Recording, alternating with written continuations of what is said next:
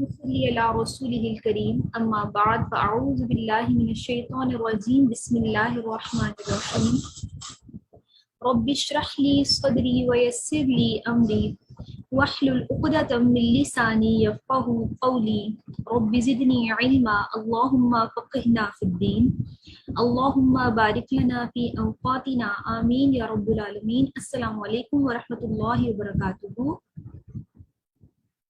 امید ہے آپ سب ایمان اور صحت کی بہترین حالت میں ہوں گے۔ اللہ تعالیٰ آپ سب کے لیے ہدایت اور حق کے راستے پر چلنا آسان کر دے۔ آپ سب کی کوششوں کو اللہ تعالیٰ اپنی بارگاہ میں قبول و منظور فرما لے اور آپ سب کی نیتوں کو، آپ کے اعمال کو اللہ تعالیٰ اپنے لیے خالص کر لے، آمین۔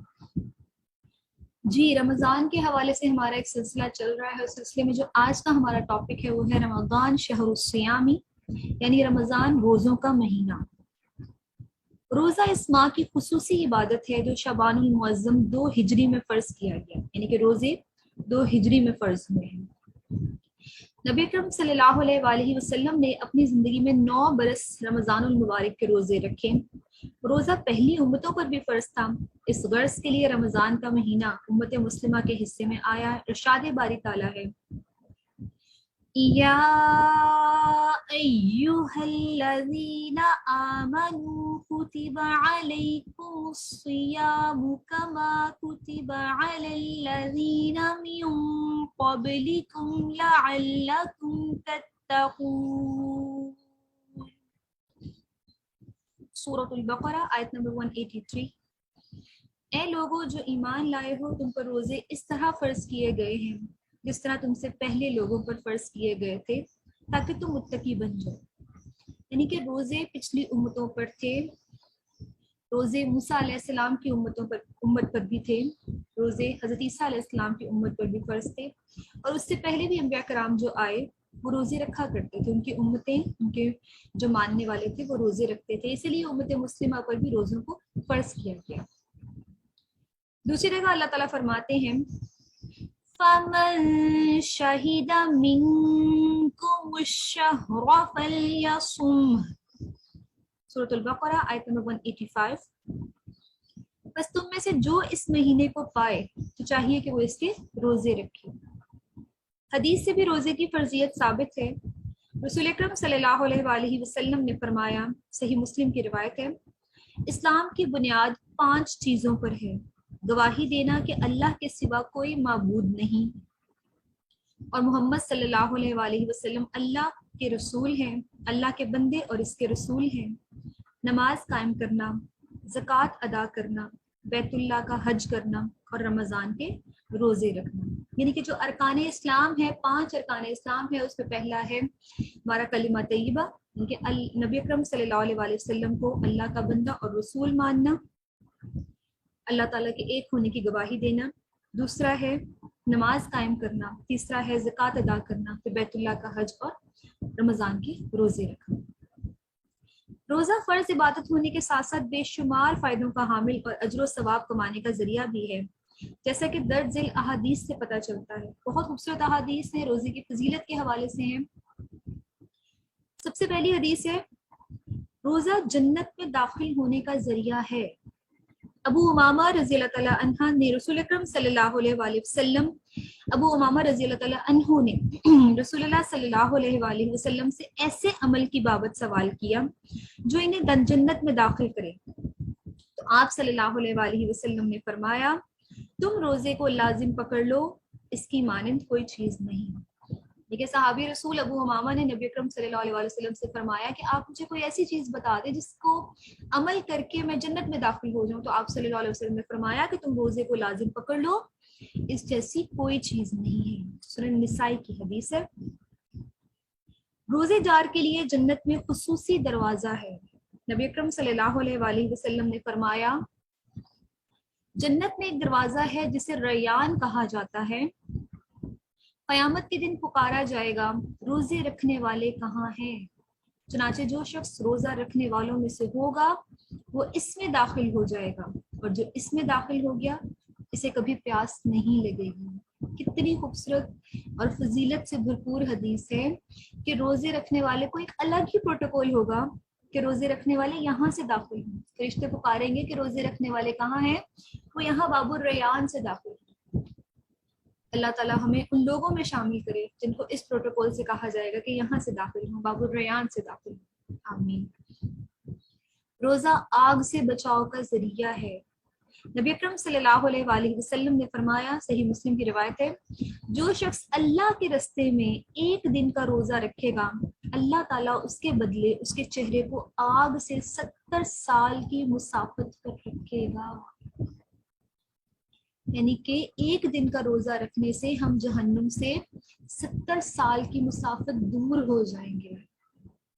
چہرے کی فکر ہوتی ہے نا ہمیں، چہرہ جھلس نہ جائے، چہرہ رنگ بلیک نہ ہو جائے، ٹیننگ نہ ہو جائے، دھوپ میں نہیں نکلتے یا سن بلاک لگاتے ہیں یا ڈفرینٹ چیزیں ہم لوگ اپنے چہرے پر اپلائی کرتے ہیں، کیونکہ چہرہ انسان کی پہچان بھی ہے، چہرہ انسان کی خوبصورتی اور وقار کا ذریعہ بھی ہے۔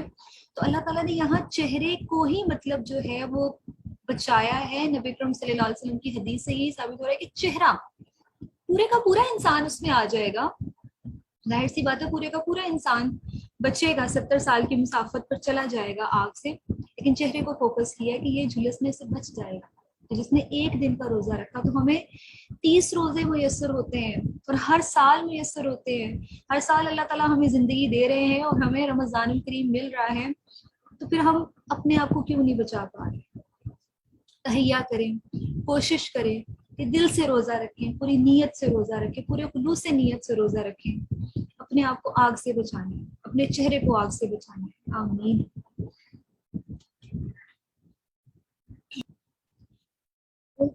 منہ کی بسانت یعنی کہ حمق جو بو ہوتی ہے منہ کی، نبی اکرم صلی اللہ علیہ وآلہ وسلم نے فرمایا، صحیح بخاری کی روایت ہے، قسم اس ذات کی جس کے ہاتھ میں میری جان ہے، روزہ دار کے منہ کی بسانت اللہ تعالیٰ کو مشک کی خوشبو سے زیادہ پسندیدہ ہے۔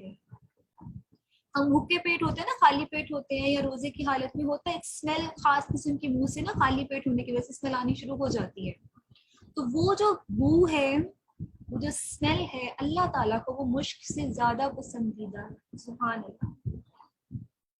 روزے کی جزا خود اللہ تعالیٰ دیں گے۔ رسول اللہ صلی اللہ علیہ وآلہ وسلم نے فرمایا، اللہ تعالیٰ فرماتا ہے، صحیح بخاری کی روایت ہے، ابن آدم کے تمام اعمال اس کے لیے ہیں سوائے روزہ کے، بے شک وہ میرے لیے ہے اور میں خود اس کا بدلہ دوں گا۔ یہ اللہ تعالیٰ فرما رہے ہیں کہ بے شک روزہ میرے لیے ہے اور میں خود اس کا بدلہ دوں گا۔ انسان کے لیے، مسلمان کے لیے یہ بہت بڑے شرف کی بات ہے کہ جہاں باقی عبادات کا اجر 10 سے 700 گنا بتایا گیا، اور کچھ روایات میں اس سے بھی زیادہ آیا ہے کہ آپ ایک نیکی کریں گے، اس نیکی کا آپ کو 10 گنا اجر ملے گا، یا 700 گنا قرآن میں آتا ہے کہ آپ صدقہ کرتے ہیں تو وہ 700 ٹائمز ہو کر آپ کو چیز واپس ملتی ہے، اور اس سے زیادہ بھی احادیث میں آیا ہے۔ تو یہ چیز ڈیفائن کر دی گئی ہے کہ کوئی بھی نیکی کرو گے اس کا اتنا اتنا اجر تم لے سکتے ہو، لیکن روزے کے اجر کو اللہ تعالیٰ نے چھپا کر رکھا ہے، مخفی رکھا ہے، یہ قیامت والے دن پتہ چلے گا۔ ٹھیک ہے، وہاں روزے کا اجر مخفی رکھا گیا ہے کیونکہ در حقیقت یہ خود ایک مخفی، ایک چھپی ہوئی عبادت ہے۔ روزہ ڈھال ہے۔ رسول اللہ صلی اللہ علیہ وآلہ وسلم نے فرمایا، سنن ابن ماجہ کی روایت ہے، روزہ آگ سے ڈھال ہے، جس طرح لڑائی میں تم میں سے کسی کی ڈھال ہوتی ہے، جیسے آپ لڑائی میں ایک شیلڈ، ایک ڈھال کو پکڑتے جو آپ کو بچاتی ہے، تو روزہ بھی آپ کے لیے ایک ڈھال بنتا ہے۔ یعنی روزے کی وجہ سے انسان بہت سے ان گناہوں سے بچ جاتا ہے جن کے ارتکاب کی صورت میں وہ جہنم میں جا سکتا تھا، لیکن روزہ رکھ کے ایک سیلف کنٹرول آ جاتا ہے۔ حلال چیزیں تو ہم کھانا پینا چھوڑ دیتے ہیں، میاں بیوی آپس میں میٹ کرنا، آپس میں ملنا چھوڑ دیتے ہیں، ٹھیک ہے۔ اب دوسرے بہت سارے گناہ جو چھوڑتے ہیں، کسی کو غلط نظر سے دیکھنا، چغلی کرنا، جھوٹ بولنا، لڑائی کرنا، جھگڑا کرنا، گالی دینا، کسی کو چیز اٹھا لینا، امانت میں خیانت کرنا، آنکھوں سے کوئی غلط اشارہ کر دینا، ہاتھ سے کوئی غلط کام کر دینا، ٹی وی دیکھ لینا، گانا سن لینا، یہ سب کام نارمل روٹین میں چل رہے ہوتے ہیں۔ تو ان سب مطلب روزے کی وجہ سے ان سب چیزوں سے انسان بچ جاتا ہے، خود کو کنٹرول میں لے آتا ہے۔ لغت عرب میں سیام کا مطلب ہے رک جانا۔ شرعی اعتبار سے روزہ عبادت کے ارادے سے کھانے پینے، مجامت یعنی کہ میاں بیوی کے ملنے اور دیگر روزہ توڑ دینے والی چیزوں سے، صبح صادق کے طلوع سے سورج کے غروب ہونے تک اجتناب کرنا ہے۔ مگر یاد رہے کہ روزہ صرف کھانا پینا ہی نہیں، بہت سی بری عادات کے چھڑانے کا ذریعہ بھی ہے۔ اسی لیے ہم دیکھتے ہیں کہ امام ابن الجوزی نے روزے کے 3 درجے بتائے ہیں۔ ضرورت اس بات کی ہے کہ ہم اپنا جائزہ لیں کہ ہمارا روزہ کس درجے کا ہے۔ میں یہاں ہم اپنا جائزہ لے کے بجائے کہوں گی کہ میں اپنا جائزہ لوں، میرا روزہ کس درجے کا ہے۔ ہم میں سے ہر ایک کو اپنے لیول پر اب چیک کرنے کی ضرورت ہے کہ میرا روزہ کیسا ہے۔ روزے کا پہلا درجہ ہے عام روزہ۔ عام روزہ یہ ہے کہ بس خود کو پیٹ بھرنے اور شہوت سے روکے، کہ بھی کھانا پینا کچھ نہیں ہے اور سیکشل ڈیزائرز جو ہوتے ہیں بس وہ آپس میں جو ہے وہ نہیں کرنا، یہ ہے ایک عام روزہ، کھایا پیا نہیں اور بس سیکشل ڈیزائر سے شہوت سے بچ گئے۔ ایک ہوتا ہے خاص روزہ۔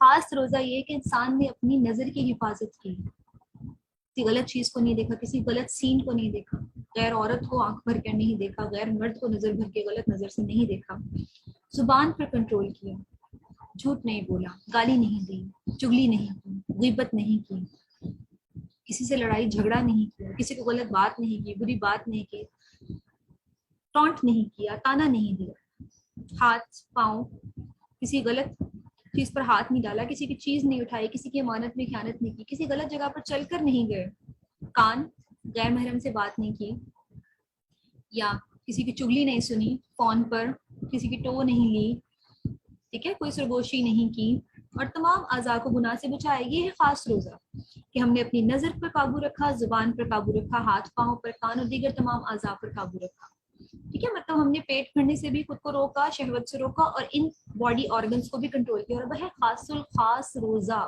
تیسرا درجہ یہ ہے، خاص الخاص روزہ یہ ہے کہ دل کو ردی خیالات اور اللہ تعالیٰ سے دور کرنے والے افکار سے پاک کر دیا۔ ردی خیالات کیا ہوتے ہیں؟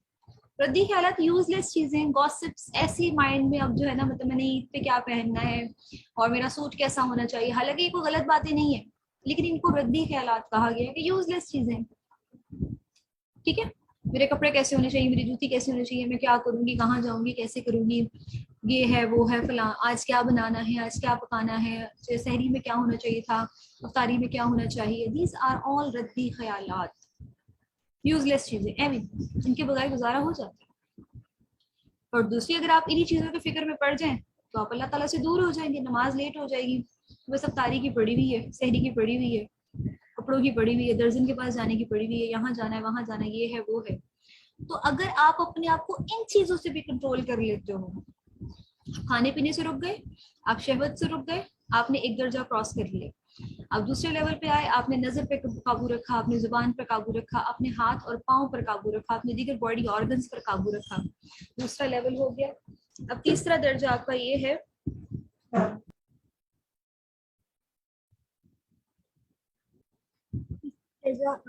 ہے کہ آپ نے ردی خیالات سے خود کو پاک کیا، وہ چیزیں جو اللہ تعالیٰ سے دور کرنے والی ہیں ان سے اپنے دماغ کو پاک کیا، اور خاص طور پر اپنا زیادہ سے زیادہ وقت آپ نے اللہ تعالیٰ کی یاد میں، اس کے ذکر اذکار میں، قرآن کی تلاوت میں، نماز میں، نوافل میں، استغفار میں، تسبیحات میں آپ نے میکسیمم ٹو میکسیمم کا ٹائم گزارا، خود پڑھا، دوسروں کو پڑھایا، دوسروں سے ڈسکشن کی، بچوں سے ڈسکشن کی، میاں بیوی آپس میں ہیلدی ڈسکشن کر رہے ہیں، دین کے معاملات پر بات ہو رہی ہے، اپنی نمازوں کو درست کرنے کی بات ہو رہی ہے، حدیث کو شیئر کیا جا رہا ہے، واقعات کو شیئر کیا جا رہا ہے، اپنا تزکیہ کیا جا رہا ہے، اور جو ہے انبیاء کرام کی لائف کو اسٹڈی کیا جا رہا ہے، سیرت نبی صلی اللہ علیہ وسلم کو اسٹڈی کیا جا رہا ہے، اور سیرت صحابہ اور صحابیات کو اسٹڈی کیا جا رہا ہے۔